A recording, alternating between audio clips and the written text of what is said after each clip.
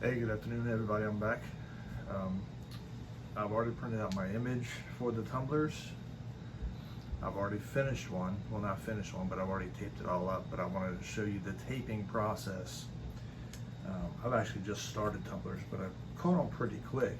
I've messed up one that I posted previously on the wall. Didn't come out the greatest, and the advice I was given was make sure that there's no air at all coming through or able to come through under your paper to your tumbler. And the object and the way I do that is make sure you have your paper as tight as possible.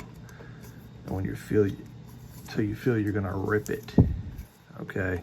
And this is like as tight as I can get it. My seams are pretty matched up, you know. Then you grab your heat tape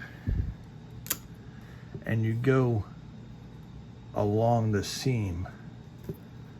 All right, whatever way you're pulling your paper, it's the way you want your tape to go, okay?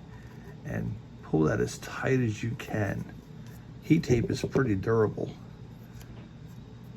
so press that down as tight as you can until your fingers turn red and white, okay? Then just go along the rest of the way like that. Other people might do it differently. They might go the long ways or this way, but I found that this works better. Well, best for me anyway.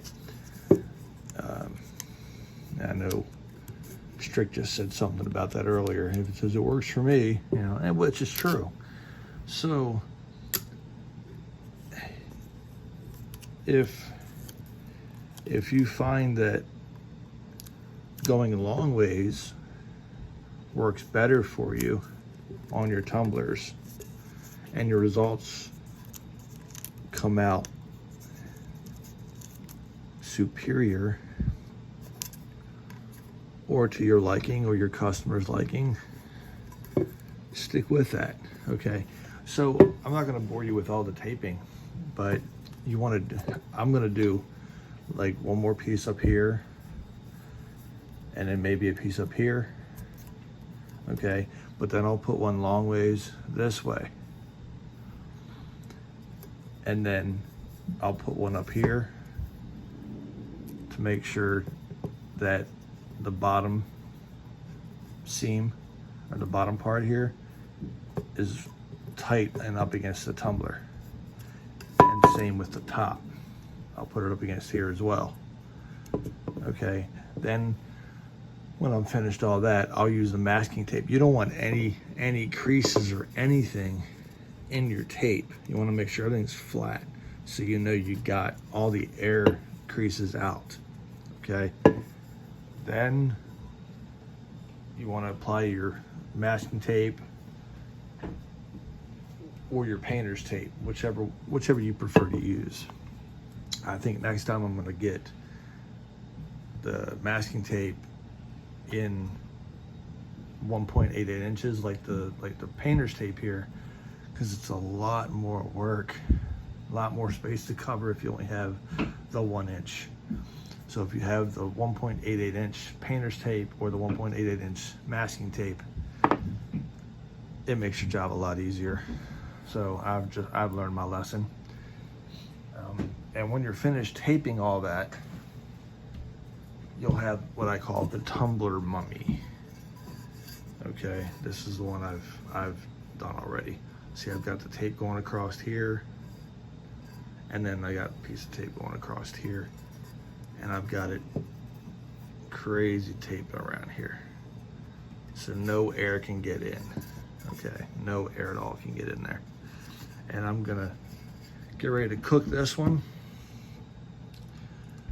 I put my convection oven. I have an Oster XL turbo convection oven.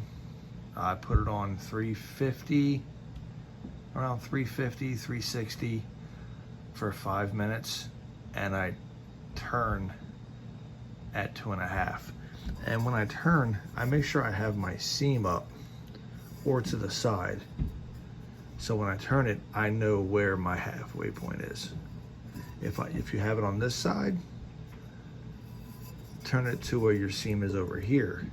If you have it up, you turn it to where your seam is down. So you know you did a 180, okay? So that's how I do it. All right, and I'll be back in just a little bit to show you the end result.